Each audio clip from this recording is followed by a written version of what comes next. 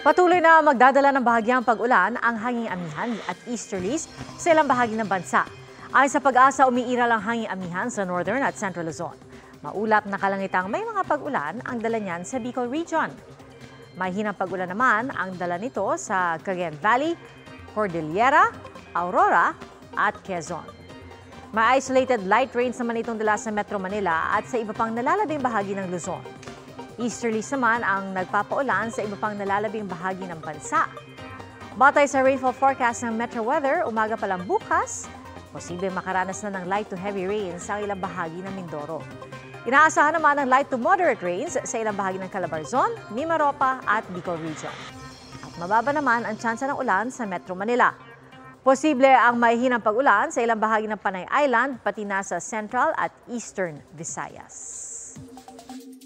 Mga kapuso, patuloy na tumutok sa mga balita, mag-subscribe sa GMA Integrated News sa YouTube. Sa mga kapuso abroad, samahan niyo kami sa GMA Pinoy TV at www.gmanews.tv.